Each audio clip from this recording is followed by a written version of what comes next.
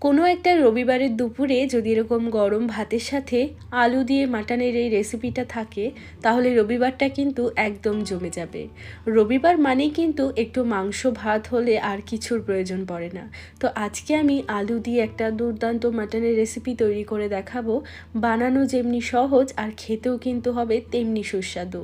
খুব কম মশলায় আজকের মাটনের রেসিপিটা তৈরি করে দেখাচ্ছি। আশা করব রেসিপিটা দেখে তোমাদেরও ভীষণ ভালো লাগবে। তাহলে চলো আর কথা না বাড়িয়ে আজকে মাটনের রেসিপিটা দেখে নেওয়া যাক। নমস্কার, আমি সুস্মিতা। আমার রান্নাঘরে সবাইকে স্বাগত জানিয়ে শুরু করছি আজকের রেসিপি। সবার প্রথমে মটনটাকে আমাদের একটু ম্যারিনেট করে নিতে হবে। তার জন্য আমি এখানে নিয়ে নিয়েছি 500 গ্রাম পরিমাণে মাটন। মাটনটার মধ্যে সবার প্রথমেই আমি দিয়ে দিচ্ছি লবণ।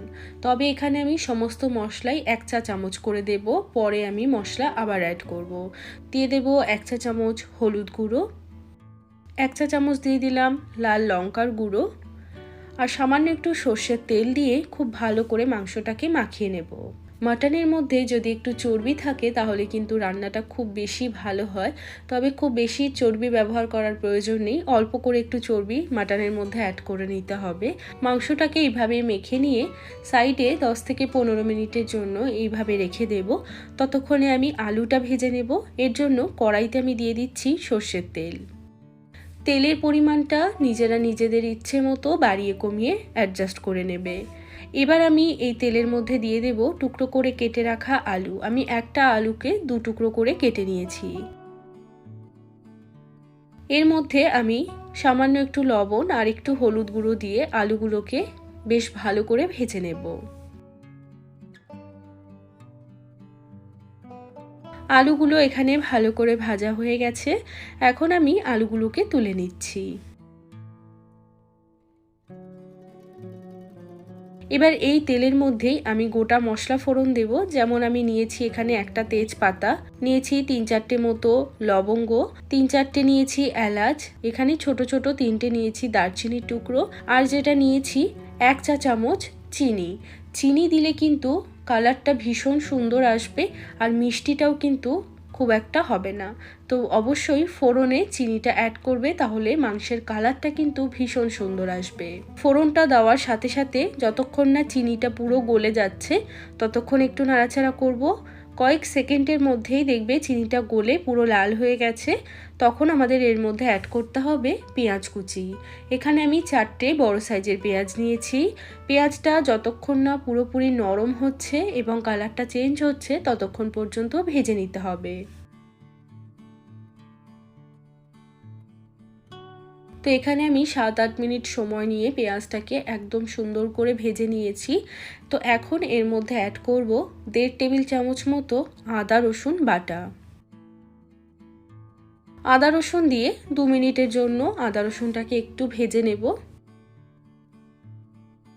যতক্ষণে আদা রসুনটা ভাজা হচ্ছে এদিকে আমি একটা পেস্ট রেডি করে নেব, যার জন্য একটা বাটিতে আমি নিয়ে নিচ্ছি একটা বড় সাইজের টমেটো। তার সাথে দিয়ে দিচ্ছি 4-5টা মতো শুকনো লঙ্কা, আর দিয়ে দেব 3-4টে মতো কাঁচা লঙ্কা। অল্প জল দিয়ে এটা খুব ভালো করে বেটে নেব। তো মশলাটাকে একদম মিহি করে আমি এখানে বেটে নিয়েছি। আর এই বাটা মশলা দিলে রান্নার স্বাদটা কিন্তু অনেক গুণ বেড়ে যাবে। তো এদিকে আমাদের পেঁয়াজ আদা রসুনটাও ভালো করে ভাজা হয়ে যাওয়ার পর এখন এর মধ্যে এই টমেটোর পেস্টটা দিয়ে দিতে হবে।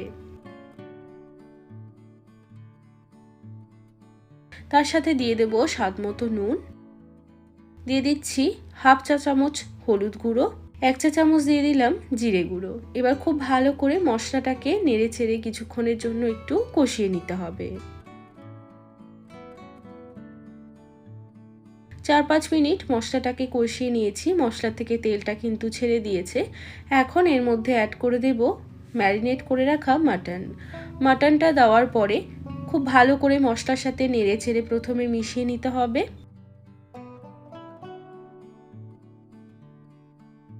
এরপর গ্যাসের ফ্লেমটা একদম লোতে রেখে ঢাকা চাপা দিয়ে মোটামুটি 15 থেকে 20 মিনিটের জন্য রান্না করতে হবে। তো এখানে আমি একদম লো ফ্লেমে 20 মিনিটের জন্য ঢাকা চাপা দিয়ে রেখেছিলাম। এখন ঢাকাটা সরিয়ে নিচ্ছি। তো দেখো মাংসের থেকে কিন্তু বেশ অনেকটাই জল বেরিয়েছে, আর এই জলটা যতক্ষণ না শুকোচ্ছে ততক্ষণ পর্যন্ত মাংসটাকে এইভাবে একটু কষিয়ে নিতে হবে। তবে গ্যাসের ফ্লেমটা এই সময়তেও লোতে রাখবো। গ্যাসের আঁচটা একদম লোতে রেখে খাসির মাংস রান্না করলে সেই খাসির মাংসর টেস্ট কিন্তু ভালো হবেই হবে। তো এখন আমি মাংসটাকে ততক্ষণ পর্যন্ত কষাবো যতক্ষণ না জলটা শুকিয়ে তেলটা আলাদা হচ্ছে। তো দেখো 10 থেকে 15 মিনিট মতো সময় নিয়ে মাংসটাকে কষিয়েছি, আর পুরো তেলটা কিন্তু মাংসের থেকে ছেড়ে দিয়েছে। এইভাবে মাংসটাকে কিন্তু একটু সময় নিয়ে ভালো করে কষিয়ে নিতে হবে। এখন মাংসটাকে আরও কিছুক্ষণ কষানোর জন্য আমি অল্প একটু জল অ্যাড করছি, তবে এটা কিন্তু গরম জল দিতে হবে, আর অল্প করেই জল দিয়েছি। দিয়ে মাংসটা আরও 10 মিনিটের জন্য কষিয়ে নেব। যত ভালোভাবে মাটন কষানো হবে, মাটন কিন্তু কষার ওপরেই নির্ভর করবে টেস্টটা কেমন হবে।